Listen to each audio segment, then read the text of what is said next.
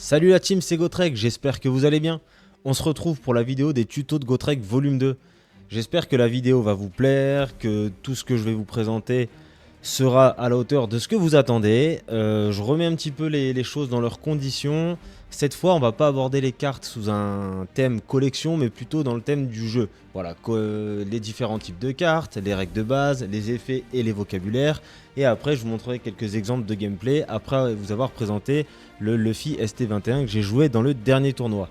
Si vous voulez donner un petit peu plus de force à la chaîne, n'hésitez pas à vous abonner, à liker et à partager la vidéo à ceux que ça pourrait intéresser pour peut-être comprendre un petit peu le déroulement d'une partie sur One Piece Card Game. Voilà la team, bah écoutez, je vous retrouve tout de suite pour la première partie avec les différents types de cartes.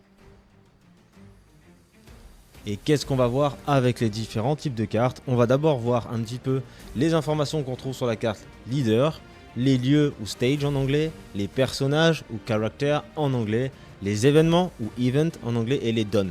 En anglais, c'est les dons aussi. Voilà. Donc on va retracer, en tout cas récapituler ces petites cartes là et voir ce qu'il y a dedans. Et après, vous verrez un petit peu la suite. On partira sur des trucs un petit peu plus techniques, tout en restant dans l'esprit que ça reste un guide débutant. Et on va attaquer tout de suite avec les leaders.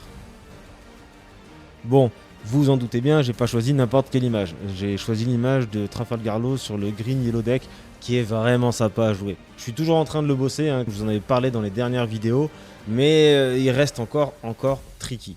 Voilà, le leader c'est l'élément central du deck. C'est ce qui va déterminer la couleur de toutes vos cartes, de toutes les cartes, le jeu que vous allez utiliser. La couleur, vous la retrouvez en bas à gauche sur la slide, le numéro 1. Green Yellow, donc pour jaune et vert. Voilà. Il y a des leaders multicolores, ambicolores. Il y en a un qui est multi avec toutes les couleurs.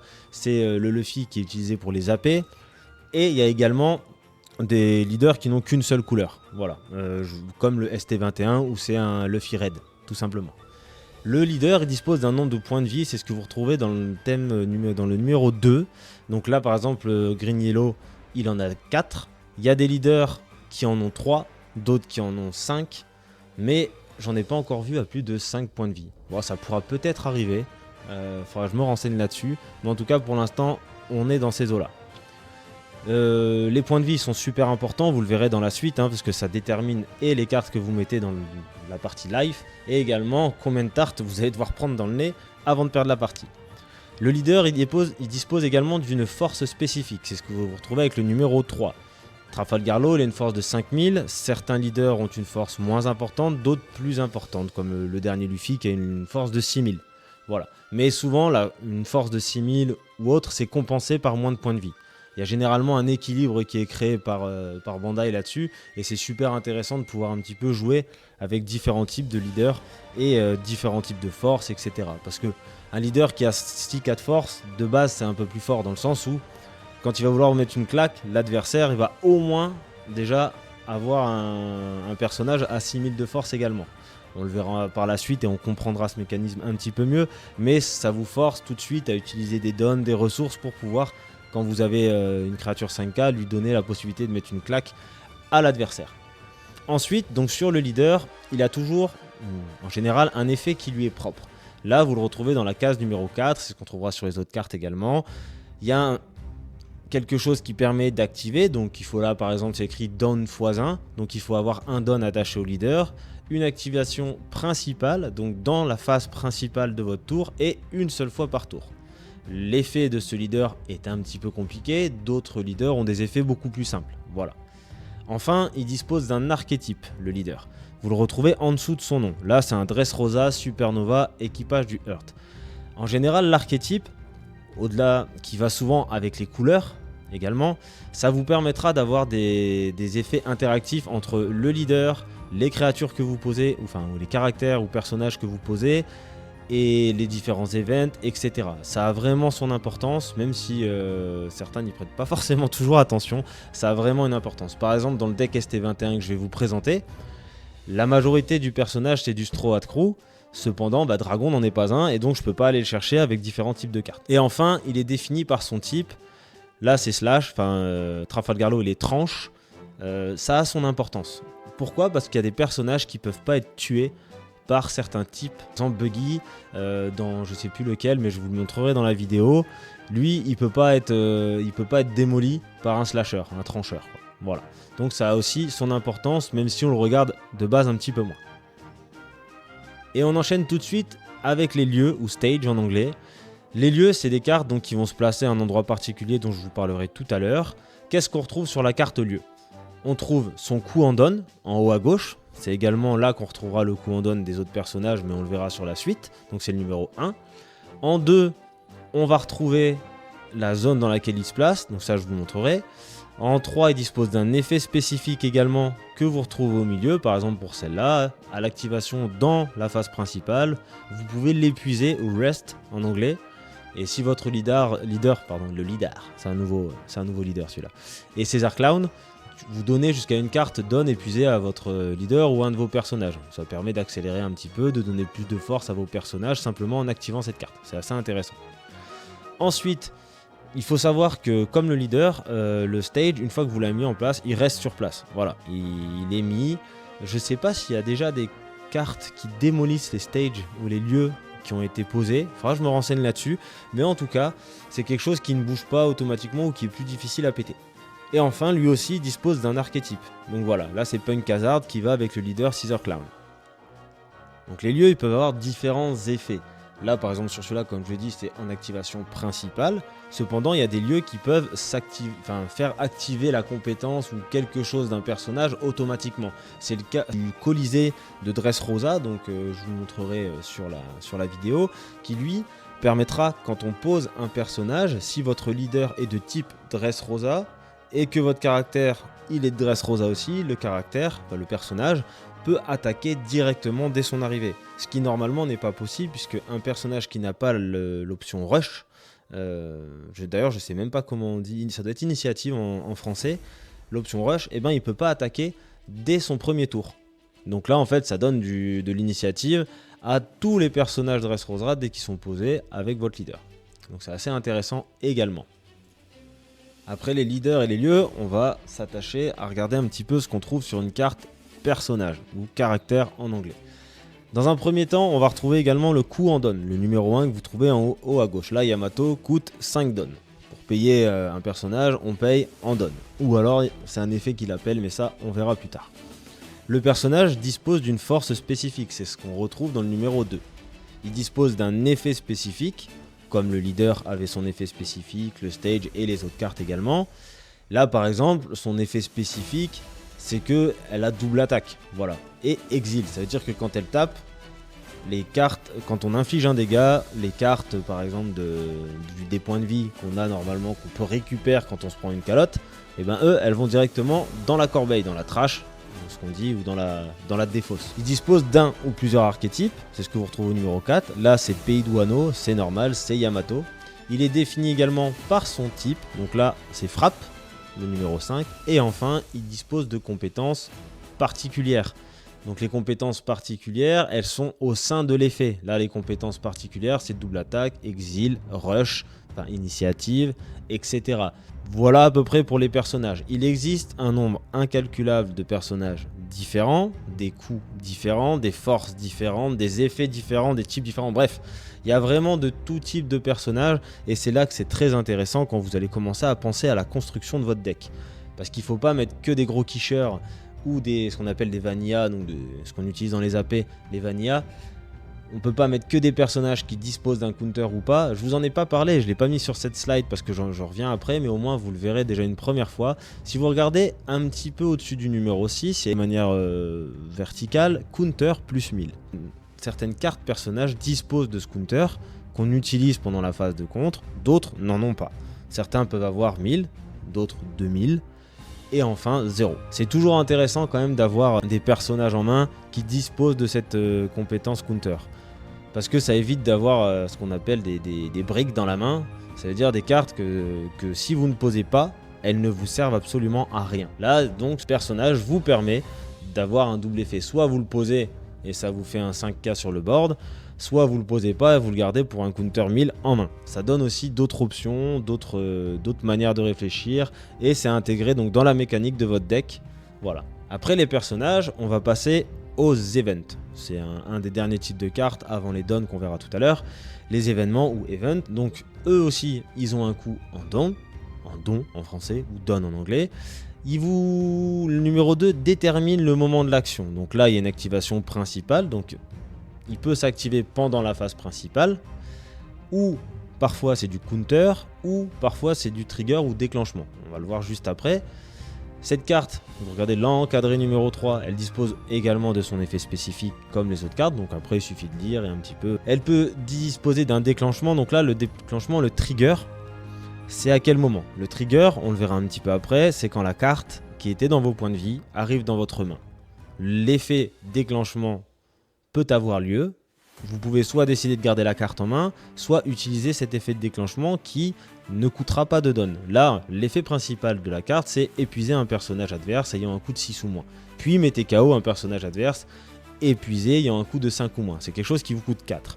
Si vous obtenez cette carte depuis vos points de vie et elle arrive dans votre main, en fait, vous allez utiliser l'effet que de déclenchement et pas l'effet principal. Donc, épuiser jusqu'à un personnage adverse ayant un coût de 4 ou moins. Il faut le penser comme je viens de perdre un point de vie, il y a encore des gens sur le board en face, et là vous voyez qu'il y a un personnage dans le board adverse, le board c'est le banc adverse, qui va pouvoir encore vous asséner une quiche. Au lieu de ça, vous déclenchez votre trigger, vous épuisez le personnage adverse et il ne pourra pas vous attaquer. Donc c'est des choses qui sont assez intéressantes. Je joue pas trigger, les couleurs que je joue ne sont pas ultra trigger on va dire.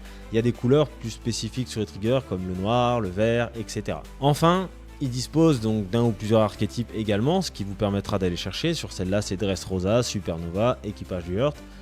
Et encore, il dispose d'un bloc comme toutes les cartes. Je l'ai remis ici parce que je vous l'avais présenté dans les collections en vous disant il y a le bloc 1, le bloc 2, le bloc 3, etc. Ça donne des dates. Mais aujourd'hui, du temps a passé et il y a, je crois, 2 mois de ça, on a eu l'information comme quoi en avril 2026, toutes les cartes du bloc 1 ne pourront plus être jouées pendant les tournois, etc. Donc on devra se limiter aux mécaniques avec les cartes du bloc 2 et les cartes du bloc 3. C'est très intéressant dans le sens où au moins ça va forcer à changer un petit peu nos decks, à modifier la méta, etc. C'est un petit peu comme les cartes bannies, voilà, ça fait toujours un petit quelque chose à celui qui a monté son deck et qui se retrouve avec 2 cartes bannies dans son deck. C'est un peu dur, mais ça va nous permettre de faire vivre le jeu et c'est un peu comme ça que font tous les TCG. Et on arrive sur le dernier type de cartes qui sont les dons. Les dons, c'est la ressource dans le jeu. Il n'y a pas vraiment beaucoup de questions à se poser sur la carte en elle-même, dans le sens où elle arrive automatiquement, en général, sur votre board. Il y a des effets, vous verrez, qui permettent d'accélérer l'arrivée des dons dans votre zone de dons. Et il y a des effets qui vous permettent d'en retirer pour réaccélérer d'une autre manière. Enfin, il y a pas mal d'effets autour des dons qui sont super intéressants, mais dans tous les cas, il faut retenir une chose simple, c'est votre ressource pour pouvoir poser des cartes et jouer des cartes. Mais pas que. Les dons, ils permettent également de booster la force de vos personnages. Vous le voyez, en dessous il y a écrit Your Turn plus 1000. Ça veut dire que si vous attachez un don, qu'il soit épuisé ou actif à un personnage, ça lui donnera 1000 de force, automatiquement. Donc votre leader, si vous reste un don, que vous n'avez pas d'événement à jouer dans la main, ou ce genre de choses, vous l'attachez au leader avant d'aller attaquer le leader ou une créature adverse. Ça vous permettra d'attaquer à 6000 si vous étiez à 5000 de force. Vous avez devant vous le don de base, qui est très simple, mais il existe un nombre certain, dirais-je, de dons. Il y en a des magnifiques, il y en a des pas beaux, mais ça permet un petit peu d'habiller votre deck et de vous retrouver avec un jeu qui a vraiment de la gueule. Là, moi, comme je vous l'ai montré dans la vidéo précédente, le Don Goldie Roger, je le trouve magnifique. Je vais essayer de monter un jeu avec. Et il y a des dons que je recherche, mais qui sont un petit peu difficiles à trouver quand même. C'est les dons Mugiwara. Et c'est les dons, en fait, vous pouvez le voir, hein, ils ont les mêmes effets et tout, hein, c'est juste que le dessin est différent. C'est des dons qui représentent tout l'équipage du chapeau de paille et ils sont vraiment, vraiment magnifiques. Et c'était à l'époque, ça se vendait avec le storage box, donc c'est un truc qu'on retrouve un petit peu moins, mais je les trouve vraiment magnifiques. Voilà pour les différents types de cartes. Maintenant qu'on a fait le tour de tous les types de cartes, on va pouvoir passer aux règles de base. On va voir dans un premier temps le but de One Piece Card Game, donc comment on gagne une partie, le nombre de cartes que doit contenir votre deck et le nombre d'exemplaires de ces cartes que vous pouvez avoir, le placement des cartes sur votre zone de jeu, qui commence la partie, les différentes phases de jeu. J'ai fait également une slide sur les spécificités du tour 1 et 2 qui sont un peu différents des autres tours de la partie, mais ça vous permettra d'avoir déjà avec ça un petit peu les règles en tête.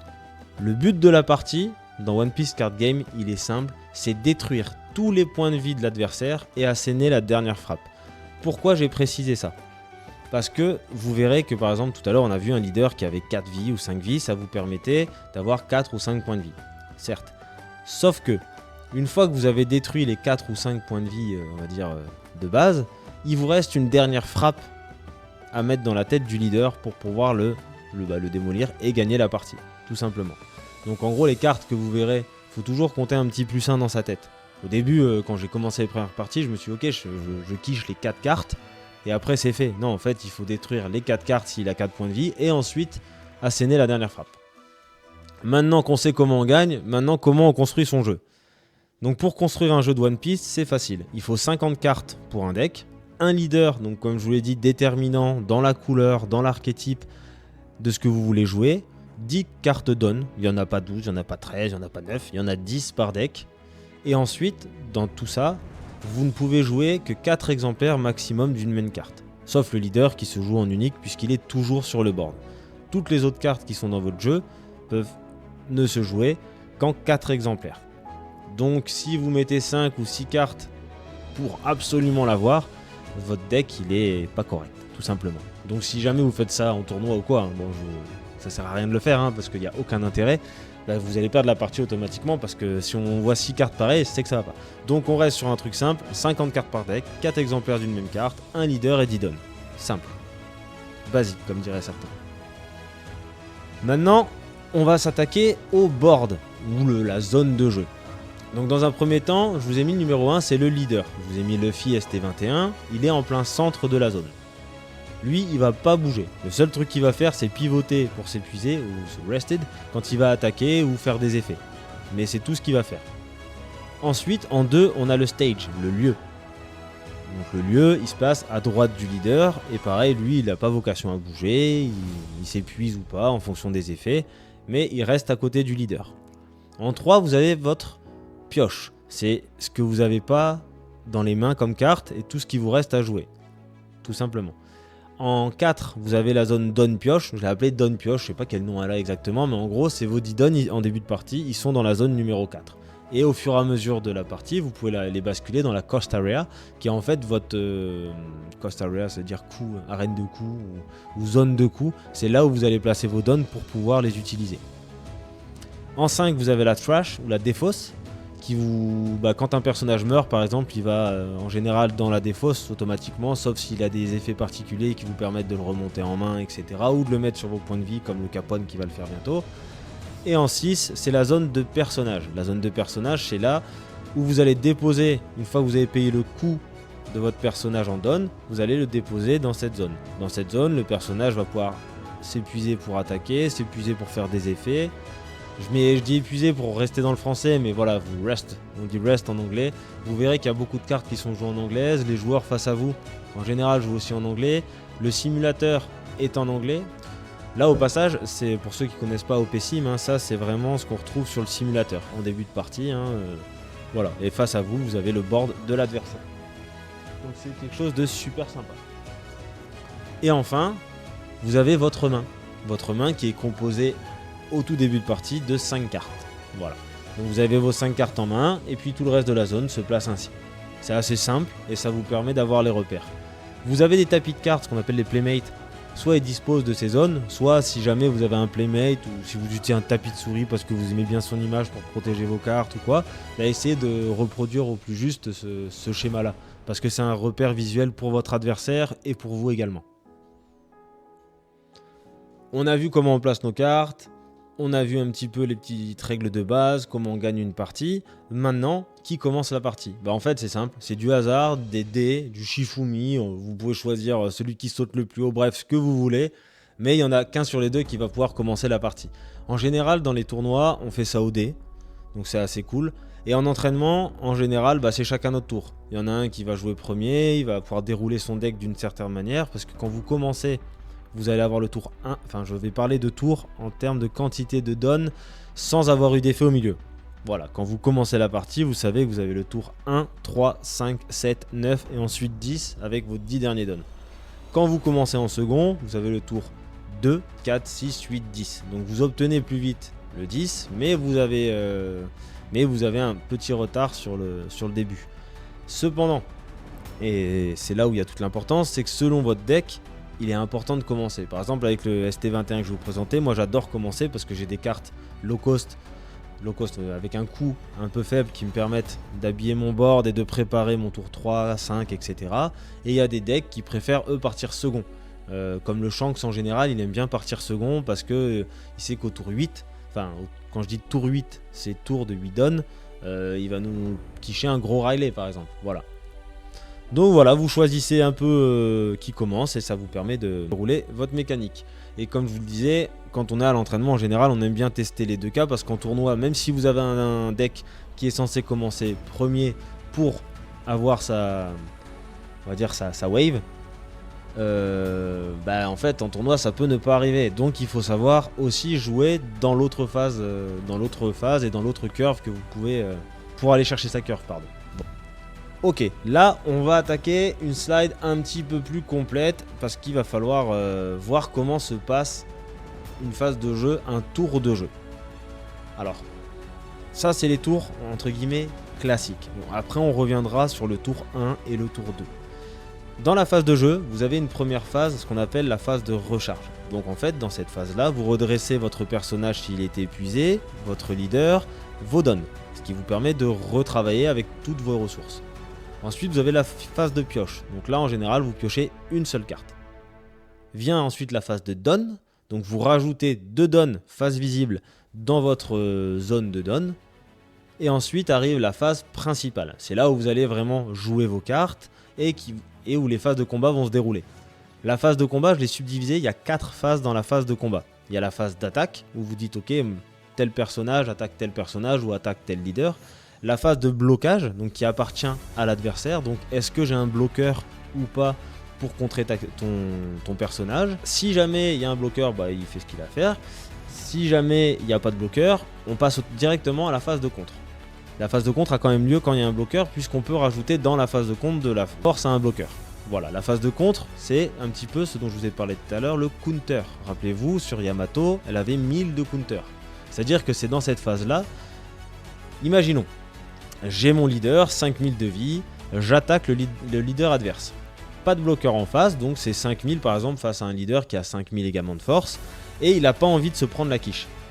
Parce que s'il se prend la quiche, il perd un point de vie.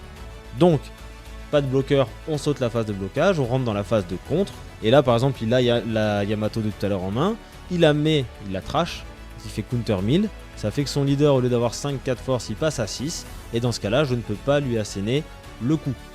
Pour asséner un coup à un personnage ou à un leader, il faut toujours que la force soit de l'attaquant, et j'entends bien de l'attaquant, soit équivalente ou supérieure. Si le défenseur a une force équivalente à l'attaque, il perd un point de vie, ou le personnage est détruit. Et par contre, s'il a une force plus importante, l'attaque est nulle, tout simplement.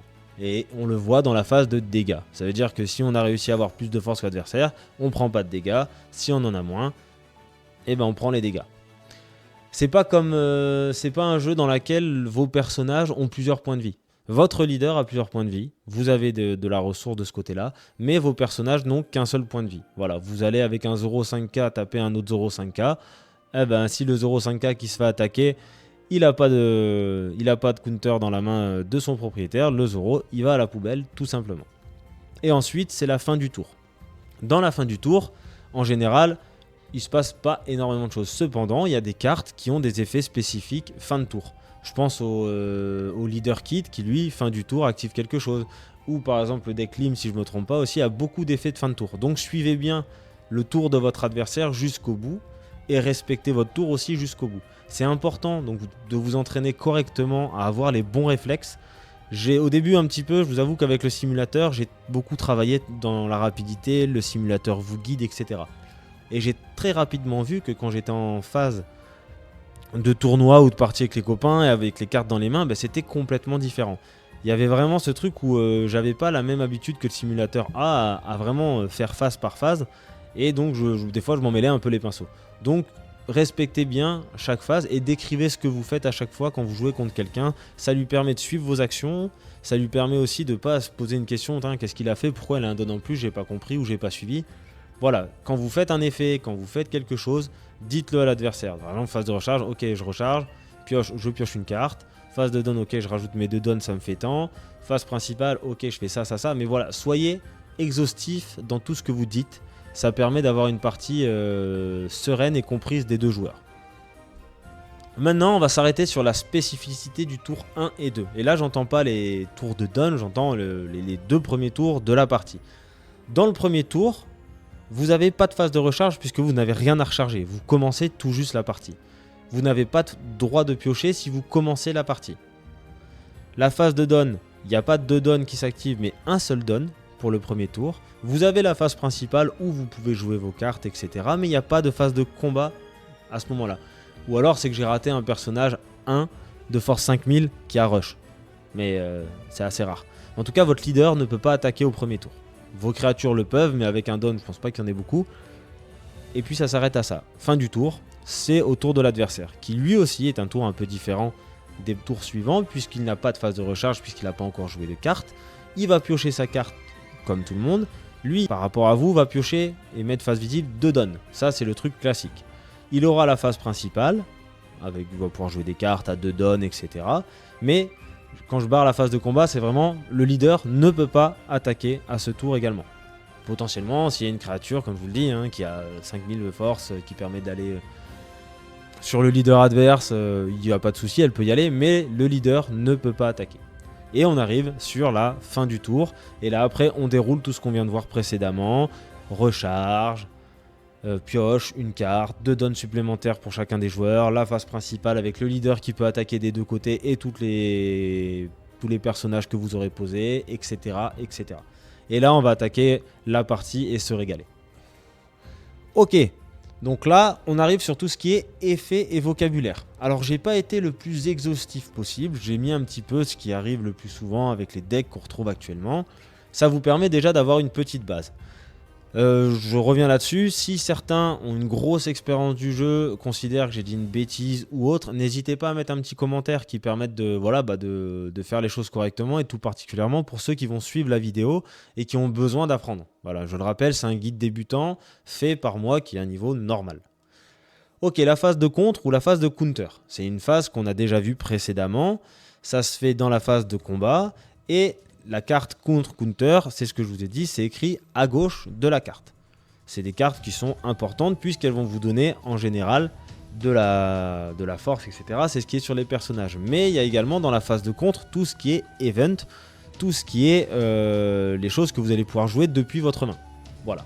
Et dans cette phase de contre, il y a quand même beaucoup de subtilité, à savoir est-ce que je vais claquer un 2K pour pas prendre une quiche et me mettre dans une situation de merde parce que derrière j'ai plus de main, ou est-ce que je laisse passer la quiche mais je prends le risque aussi de peut-être mourir à ce tour. Donc voilà, c'est des choses qu'il faut bien avoir en tête. Normalement je vous mettrai une partie où ce choix là m'a été offert par l'adversaire, ou si j'avais pas pété un counter, j'aurais pris la quiche de trop. Le déclenchement, le trigger, on l'a vu précédemment, quand vous perdez un point de vie, la carte normalement revient dans votre main. Une fois qu'elle est revenue dans votre main, vous la lisez, bien sûr, mais vous pouvez déclencher son trigger uniquement à ce moment-là. Après, la carte, si vous n'utilisez pas son trigger, elle est soit dans votre main et vous l'utilisez en activation principale ou dans autre chose, ou en counter, mais son trigger ne se déclenche que quand vous perdez votre point de vie. C'est la petite carte qu'on a vue tout à l'heure, qui permettait d'épuiser un personnage adverse. Il y en a plein des triggers, il y en a qui permettent de mettre KO des personnages directement, et c'est très intéressant. Ensuite, vous avez des cartes qui ont ce qu'on appelle un effet KO. L'effet KO de la carte, c'est par exemple le Roronoa Zoro que vous verrez dans mon deck.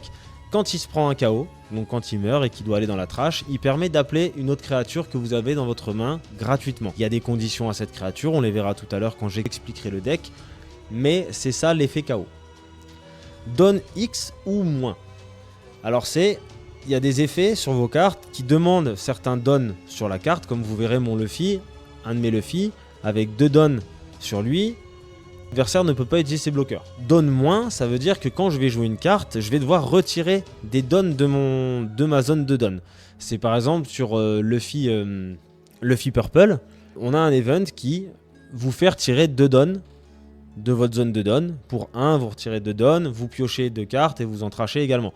Bref, c'est des effets comme ça qui se jouent autour des dons. Important de bien les décrire quand vous jouez et important de bien les écouter quand c'est l'adversaire qui prend la main là-dessus et qui fait ces trucs. Donc en général, je donne l'exemple du Purple Luffy pour l'avoir joué, quand vous jouez contre ça et que vous voyez qu'il y a encore un don actif chez l'adversaire, vous savez qu'il y a un Gum Gum Giant qui va arriver si jamais on est sur la phase finale et qu'il ne faut pas qu'il prenne sa quiche. Ça me permet de rebondir sur l'effet de Purple Luffy, parce que le terme ramper, je ne sais pas s'il y a un terme particulier en français ou si c'est celui-là, je pense que c'est celui-là. Ramper, ça veut dire, dans le Purple Luffy par exemple, c'est je vais me prendre un point de vie de ma main pour me rajouter un don.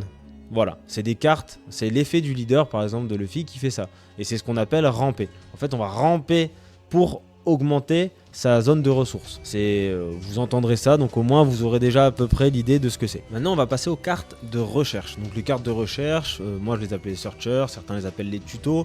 C'est des cartes qui vont permettre d'aller chercher d'autres cartes dans votre deck.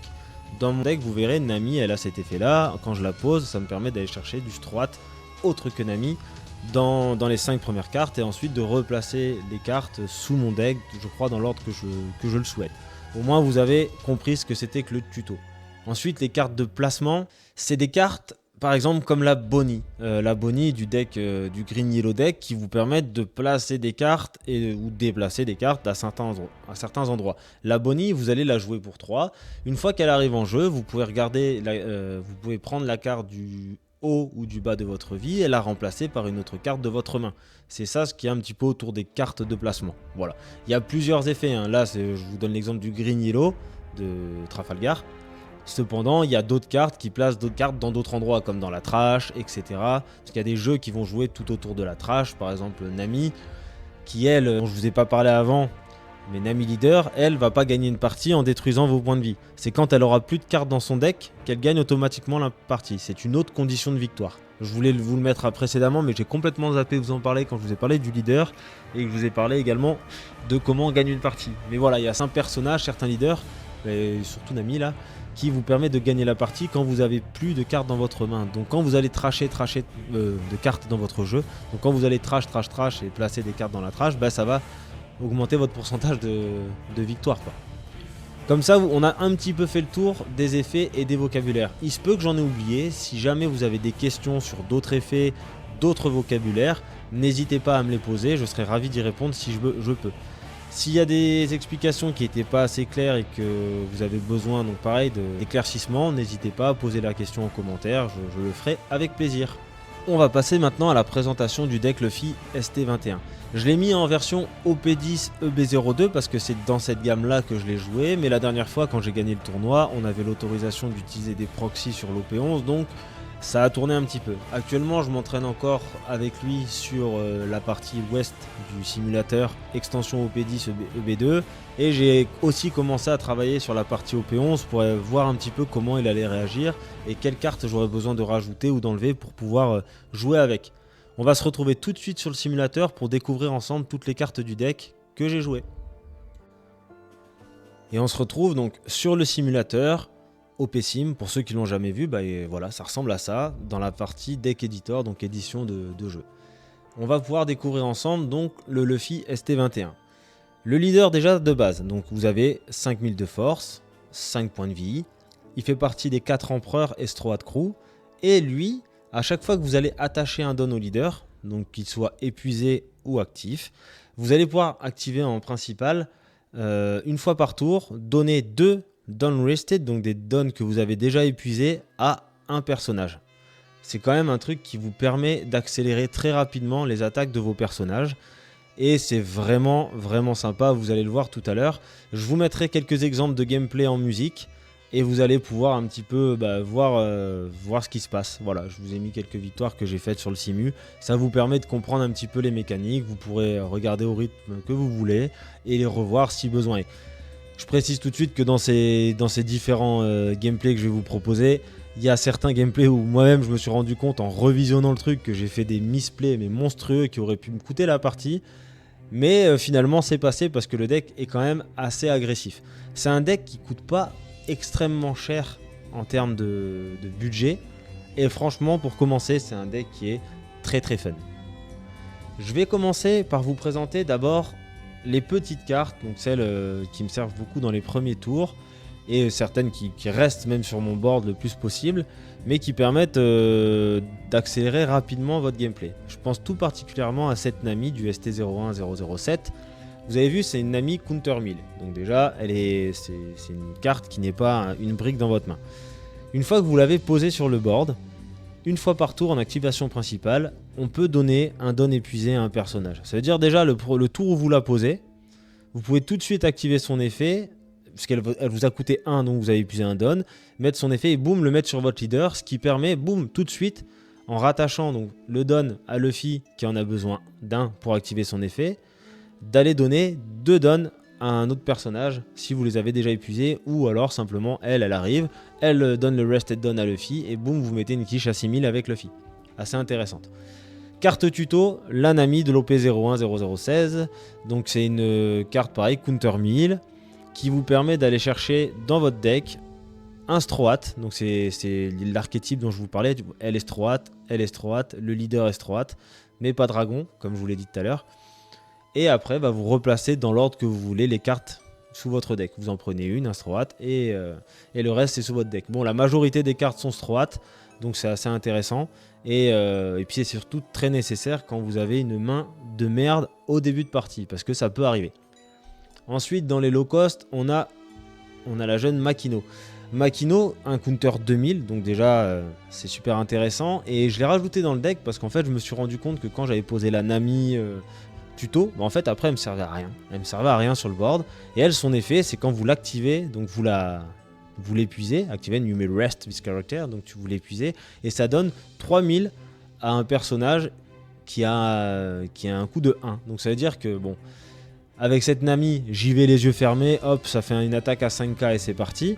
Avec cette Nami, faut en avoir une autre en main au cas où, parce que si vous pétez, si jamais vous avez épuisé votre personnage, l'adversaire pourra l'attaquer. C'est vrai que je ne l'ai pas précisé tout à l'heure, on ne peut attaquer qu'un personnage épuisé. Voilà. Ou certaines cartes vous permettent d'attaquer n'importe quel personnage, mais c'est beaucoup plus rare. Voilà. Donc là, quand vous allez épuiser votre Nami, parce que vous allez attaquer avec, si vous avez donné les 3000 à Makino, déjà vous n'avez que 4000 de force, et en plus de ça, vous risquez de la perdre. Alors que pour activer son effet, elle n'a pas besoin de s'épuiser. Donc c'est quand même une bonne chose. Donc vraiment Makino, elle me sert en counter 2000, mais également pour aller attaquer au moins une fois avec ma tuto. Parce qu'en général, quand vous épuisez Makino, vous épuisez Nami, Makino elle saute dans la foulée ou Nami. Une des deux qui se fait exploser derrière, quoi. Parce qu'après, attaquer un 2000, ça s'attaque avec tout et n'importe quoi. Et vous n'allez pas craquer vos counters pour sauver une tuto qui doit simplement mourir. Voilà. Sauf si en fin de partie, vous savez qu'en la sauvant elle, vous allez réactiver une Makino ou donner un effet. Mais en général, je la laisse partir tranquillement. Elle a mis une quiche, donc soit elle a pris un point de vie à l'adversaire, soit ça lui a coûté un counter. Mais elle a servi à quelque chose en plus de son effet tuto. Voilà. Ensuite, on a le Sanji. Le Sanji, counter 2000 également, très important dans le jeu. En général, je le garde en main, sauf si j'ai du retard. Quand j'ai du retard et que j'ai besoin d'attaquer, parce que grosso modo le but de Luffy, c'est de rusher la tête de l'adversaire. Vous allez mettre des quiches, des quiches, des quiches et des quiches. Si vous n'arrivez pas à mettre des quiches et que vous arrivez à un stade de fin de partie où il est genre à 3-4 PV et que vous avez que des petites créatures là, comme vous allez voir après, qui permettent pas forcément d'aller taper comme on le veut, et ben vous allez vite être embêté. Donc il me permet d'accélérer les phases où je sens que je vais me mettre en retard. Donc une fois que vous l'avez posé, lui Sanji, si vous ne le gardez pas en main pour son effet counter, vous pouvez prendre la carte du dessus de votre jeu, la mettre dans la main.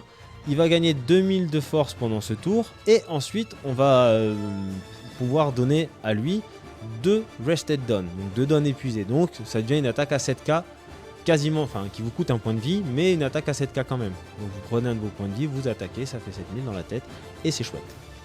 Voilà. Ensuite, dans les cartes Baku, on a également le Sanji. Donc caractère également, Stroat aussi, counter 2000. Lui, il a un peu l'effet de la Jabble Leg là, qui permet en fait d'éviter. En fait, bon, je vais lire la carte simplement, hein. On choisit un Ostroat avec une force de 6000 ou plus, et pendant ce tour, l'opposant, l'adversaire, ne peut pas activer bloqueur. Donc ça vous permet de passer complètement à travers la ligne ennemie s'il est full bloqueur, etc. En général, en fin de partie, ça peut faire la différence. Si jamais, c'est pour ça que j'en ai mis 4 dans le jeu, parce que je l'utilise et pour son effet counter et un petit peu en fin de partie. Mais attention, ça n'agit que sur du Stroat. Ça veut dire que si vous avez dans la tête 10 donnes, vous avez 10 ressources en donnes, ça sert à rien de conserver un Dragon avec ça. Dragon, il est Revolutionary Army, pour les plus bilingues d'entre nous, donc il peut pas bénéficier de l'effet de Sanji. Voilà, donc il faut faire attention à ces petites choses-là. Je continue à vous présenter donc les caractères pour l'instant. On attaque Zoro. Zoro, simple, OP1 0.25, c'est un Stroat et Supernova à la fois au niveau de son archétype, 5000 de force, c'est cool. Il a rush, voilà. Ça en gros c'est un tour 3 classique. Tour 1, vous posez par exemple vous posez rien si vous avez rien ou votre carte Tutonami. Et votre tour 2, vous allez avoir 3 donnes. Donc soit vous avez eu la chance de poser la Nami celle-là avant, ce qui fait que lui pourra attaquer à 7000 en activant l'effet de Nami sur le leader qui s'active pour, après avoir posé Zoro, lui donner 2 Rested Done. Et ce qui vous permet d'avoir un Zoro qui vient taper au 3ème tour à 7000, un leader qui est déjà à 6000, et c'est chouette. Voilà, tout simplement. Donc voilà, une carte indispensable. Par contre, c'est une brique. C'est une carte brique. Il y en a quelques-unes dans ce deck. Hein. C'est un 3-5000 machin. Si vous jouez pas Zoro, il ne vous sert absolument à rien.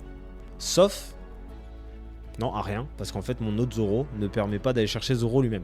Donc il ne sert à rien, c'est juste une brique que vous gardez dans la main. Donc sortez-le, jouez-le, ça crée quelque chose. Dans tous les cas, ça sert à rien de le garder. Ou alors c'est pour bluffer l'adversaire en disant regarde, j'ai des cartes en main, j'ai du counter. Non, c'est pas forcément très utile dans ce jeu-là. C'est pas le rythme qu'on veut donner à ce jeu-là. Ensuite, dans tout ce qui est 4 cost, on va retrouver Kid and Killer. Lui, c'est un Supernova Kid Pirate. Donc on peut pas aller le chercher avec Nami. Il faut qu'on arrive à le piocher. C'est pour ça que j'en ai mis 4. Ce personnage est super intéressant parce que c'est un jeu qui rush, c'est un jeu qui met des claques. Voilà, vous allez donc très rapidement faire baisser les points de vie de l'adversaire. À partir du moment où l'adversaire il a 2 points de vie ou moins, il gagne 2000 de force. Ce qui veut dire que pour 4, vous avez une attaque à 7000 dès son arrivée. Donc c'est plutôt pratique. Vous rajoutez en plus l'effet de Luffy dessus, ça fait une attaque à 9000 assez rapidement. Voilà. Donc c'est un personnage que je trouve assez indispensable dans le deck parce qu'il met une réelle pression à l'adversaire. Ensuite, on a le Sanji, donc d'OP10, donc counter 2000, bloqueur, et qui pendant le tour de l'adversaire a 6000 de force. Donc c'est assez intéressant parce que ça permet de bloquer toutes les petites créatures à 5000 et autres. Et ça permet aussi dans les jeux où en fait ils vous drop les personnages qui ont X de force, etc. d'avoir quand même pas un personnage à 4K mais à 6K de force. Donc c'est assez intéressant. Je le garde en général en main pour le counter ou pour aller avec mon effet de Zoro, etc. En fin de partie, c'est assez pratique quand vous l'avez en main et que Zoro, je vais vous présenter après meurt. Ça permet de claquer un bloqueur sorti de nulle part et de l'utiliser directement et de casser un petit peu le rythme de l'attaque de l'adversaire. On va parler maintenant donc du fameux Zoro. Bon, je vous le dis comme ça de manière complètement annexe, mais sa version alternative, elle est incroyable. J'espère pouvoir m'en procurer, j'en ai pas encore eu et puis j'ai vu qu'elle était encore un peu chère. Mais c'est une carte donc, qui vient du ST21 et qui est magnifique. Ce Zoro ST21, il est assez intéressant parce qu'il est complètement compatible avec l'effet du leader. C'est-à-dire que de base, c'est un counter 1000, donc c'est pas une brique. Et si vous lui attachez 2 donnes sur la tête, il a l'effet rush. Donc en gros pour 4, vous avez un counter de 1000 et c'est pas la même brique que le 3 d'ici. Et en plus de ça, un counter 1000 pardon, et il peut avoir rush. Donc en gros, vous activez l'effet de Luffy, vous lui mettez 2 donnes sur le front, ça fait pour 4 une attaque à 7k également. Ce qui est intéressant avec lui, c'est que l'adversaire se demande toujours s'il va aller lui péter la gueule ou pas. Parce qu'une fois qu'il est KO, il a son effet end KO. You may play a red character with 6000 base power or below other than Zoro. Donc en gros, à part Zoro, on peut jouer du Kid, on peut jouer du Sanji, on peut jouer du Luffy, mais on peut pas jouer nos autres Zoro. Ça c'est un peu dommage, mais bon, il y a quand même une limite et heureusement, il peut pas se jouer lui-même. Mais il est très intéressant. Voilà, donc c'est un très bon personnage, un bon gros rusher aussi, et puis en plus la carte, elle est somptueuse. On va passer un petit peu aux 5 cost maintenant, donc je vous présente d'abord ce Luffy. 6-4 force, rush de base, voilà. C'est un personnage ultra intéressant en fin de partie. Luffy, il va vous permettre, quand l'adversaire aura positionné tous ses bloqueurs, se sentira bien avec son 0 point de vie, etc. et dira ok, on peut pas passer. Bah en fait vous direz bah mec désolé hein, je lui mets 2 dons sur le front et tes bloqueurs déjà ils servent à rien. Voilà. C'est aussi une brique dans le sens où il a pas de counter, mais c'est un must-have dans le deck qui est pas très cher. Vous êtes en fin de partie, Zoro se fait quicher la tête, il est cuit. Et là, Luffy sort gratos de votre main et pour le prochain tour vous avez quelque chose qui passe à travers les bloqueurs. En général, pour passer l'effet de base, hein, c'est que pour passer à travers les bloqueurs il lui faut 2 dons, mais quand vous arrivez en fin de partie, c'est assez facile d'activer l'effet de votre leader pour lui donner ces 2 dons. Voilà. Donc très très intéressant, une carte qui sautera également, hein. Il y en a pas mal dans ce deck qui vont sauter en avril 2026, mais avec l'histoire de bloc dont je vous ai parlé. Mais bon, c'est pas très grave, on espère qu'on aura autre chose pour le remplacer. Donc un Luffy super intéressant. Un autre Luffy 5K, donc c'est le Luffy du ST21. Bon déjà l'image elle est ouf, là on est vraiment dans l'esprit de Luffy. Son alternative, si on peut, ou sa full art, entre guillemets, elle est splendide également, je vous la montrerai pendant la vidéo. Donc pour 5, vous avez un 6-4 force, rush de base, et lui quand il attaque, il donne à votre leader ou à un autre personnage un rested don, un don épuisé. Donc c'est complètement compatible, vous attaquez avec le Luffy, ça attache à votre leader le rested don qui va vous permettre de les donner à un autre personnage, mais pas à Luffy lui-même. Le petit dommage de la carte, c'est qu'en fait, vous êtes obligé d'attaquer pour activer l'effet. Donc à partir de là, il ne peut pas profiter des 2000 de Luffy, du leader. Voilà. Mais c'est une carte, c'est un must-have dans le deck et voilà. En plus d'être belle, elle sert à tout. Ensuite, qu'est-ce qu'on a que je ne vous ai pas encore présenté? Les events, je les présenterai à la fin. Le dragon, Luffy Papa. Donc pareil, ça c'est vraiment dans l'esprit rush, etc. 8 cost à la fin, enfin 8 cost à la fin, ça vous coûte pas grand chose dans ce jeu là. Parce que vous n'avez pas beaucoup de choses à faire particulières à part travailler avec les personnages que vous avez posés. Lui quand il va arriver en jeu, il va donner directement 2 dons épuisés à votre leader ou à un personnage. Donc pareil, ça active soit l'effet de votre leader, soit de vos personnages. Truc simple, vous posez Dragon, son on-play donne 2 dons à Luffy, vous utilisez l'effet Luffy, ça fait que pour 8, vous aurez une quiche 7k qui arrivera automatiquement de votre Luffy, et une quiche à 11k qui va arriver de Dragon. Donc c'est un must-have dans le deck, même si c'est une quiche, une grosse brique, donc pas de counter, c'est un must-have dans le deck, et vous verrez qu'en fin de game, il fait souvent le café. Hein. Voilà. En plus, c'est une très belle carte également. Dans les gros quicheurs, et la dernière, je la joue qu'en un seul exemplaire. Parce que c'est quand même une grosse brique et elle coûte 10. Mais ça vous permet parfois de clôturer la game assez facilement. Quand vous arrivez en fin de partie, que l'adversaire a des bloqueurs, que vous n'avez pas réussi à avoir le rythme, la curve qu'il vous fallait, et lui il peut venir un petit peu sauver le fin de game. Parce que pour 10, vous allez poser le gros Roger. Il va rusher et si l'autre active bloqueur et qu'il a 0 point de vie, il a perdu la partie. Enfin, vous gagnez la partie. Donc c'est quand même très très intéressant. Donc soit il active bloqueur, il perd, soit il gère avec une quiche à 13 000. Donc une quiche à 13 000, ça veut dire qu'il a quoi dans ses mains? Ça veut dire qu'il a au moins 4 cartes, et dans ces 4 cartes, il a 4 counters 2000. On imagine la situation où il a 0 ressources. Ou alors, on ne sait pas trop. Mais voilà, il faut penser un petit peu comme ça. Quand vous regardez la main de votre adversaire, et c'est toute l'importance également de ce deck, c'est calculer combien il peut avoir de counters en main. Avec les événements, avec les counters, etc. Parce que ça va vous permettre ou non de gagner la partie.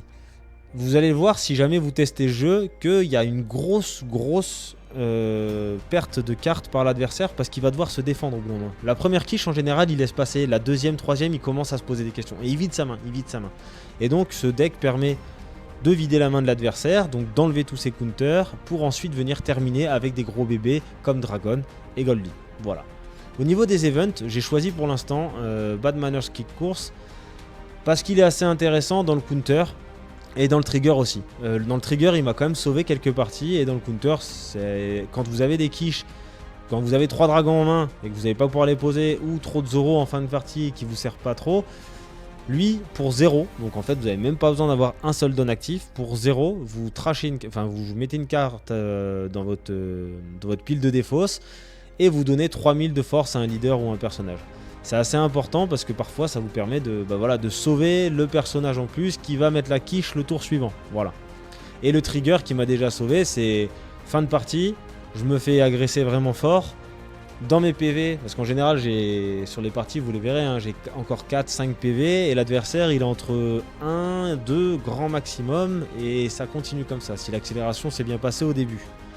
Et là, je prends des quiches et il arrive un moment où des fois j'ai un gros frein, j'arrive plus à réaccélérer derrière et il permet de temporiser un tour supplémentaire qui va vous permettre en général d'aller chercher la victoire. Donc, son trigger, quand vous le piochez dans votre point de vie, vous mettez 3000 de moins un personnage ce tour.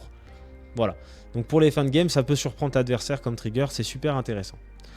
Et enfin, j'ai pris parti de prendre cette carte Divine Departure parce que pour un seul don, donc il faut garder un don actif, donc ça permet aussi de créer ce doute chez l'adversaire d'avoir un don actif. Je le fais assez régulièrement quand le don ne va pas changer l'attaque ou quoi, je laisse un don actif, il se dit ok là il y a peut-être un counter, etc. Ça il faut aussi savoir l'utiliser un petit peu le bluff. Mais pour son effet counter, donc c'est 3000 comme Bad Manners Kick, hein. Cependant son actif, donc c'est que 6 ouais, vous pouvez épuiser des dons et KO un personnage avec 8 de force ou moins. Ça devient super intéressant quand vous êtes bloqué face à un kid par exemple avec tous ces bloqueurs ou ce genre de personnage un peu lourd qui vient vous emmerder, hein, que ce soit le kid version jaune ou le kid version vert ou d'autres, j'en passe, hein, et ça vous permet de le dégommer directement. Il n'y a pas de counter ou quoi de l'adversaire, hein, vous dégommez le bloqueur et là vous allez pouvoir continuer votre agression. Voilà. Donc c'est super intéressant. Donc voilà, je l'ai gardé, je l'ai utilisé peu de fois, mine de rien sur le main, mais je l'ai utilisé quasiment à chaque fois en counter, quoi, parce que pour 1 3000 et vous n'avez pas besoin de trasher, c'est quand même pratique. Parfois j'aurais tendance peut-être à mettre 2 et 2, mais vu que j'ai quand même des blocs dont je peux me débarrasser, comme le Zoro, le Dragon, parfois Sluffy quand vraiment j'en ai besoin, ou même le Kid, quand il me sert pas dans la curve actuelle, et bien Bad Manners il coûte 0 quoi, donc c'est assez pratique. Voilà pour la présentation du deck. Donc comme vous pouvez le lire, hein, c'est un Luffy ST21-3 parce que j'avais fait 2 autres versions avant et j'en ai fait encore d'autres après pour le reste. Et je vais vous laisser un petit peu donc avec le gameplay. Voilà. Pour faire rapidement un tour classique, hein. Tour 1, vous avez votre leader, vous essayez de choper cette Nami ou la Nami tuto. Si c'est cette Nami, c'est chouette. Tour 3, je pose un Zoro, j'utilise l'effet Nami, ça active le leader s'active sur Zoro. C'est cool. Tour 5, si vous n'avez pas la Nami, vous n'avez que la tuto, je pose mon Zoro, le dernier don va sur Luffy, j'active le Zoro, quiche à 7k, etc. etc. Mais c'est assez simple d'utilisation et vous serez très rapidement habitué donc à la dynamique et aux mécaniques de ce jeu. J'espère que vous avez pris plaisir à regarder cette vidéo. Je vais vous laisser avec les gameplays de Luffy ST21, donc il y en aura contre différents leaders, etc. Je vous ai mis que des victoires pour que vous voyez les choses. Je vous mettrai des défaites la prochaine fois, il n'y a pas de souci parce qu'il y en a quand même. Hein. Là, j'ai eu la chance de faire 4-0 au tournoi parce que ça a plutôt bien tourné, parce qu'il y a eu des raisons qui ont fait que. Mais quand je joue sur le simulateur, clairement, il n'y a pas que des victoires. Voilà. Vous verrez, il y a des misplays, vous verrez, il y a des choses que vous allez même pouvoir me dire en commentaire. Ah, t'aurais dû faire ça au lieu de ça, etc. Et vous aurez peut-être ou sûrement raison. Et on pourra en discuter. Ce sera là que ce sera intéressant un petit peu pour voir avec quelle vision vous venez et avec quelle vision vous attaquez votre mécanique de deck. Voilà. Si la vidéo vous a plu, n'hésitez pas à vous abonner, partager, lâcher un petit like. Ça donne toujours un petit peu de force. Voilà, le voyage continue, l'aventure avec vous tous. Moi, je me régale. J'espère que vous aussi. Je vous souhaite une excellente journée, la team, et je vous laisse avec les gameplays. Allez, ciao, ciao!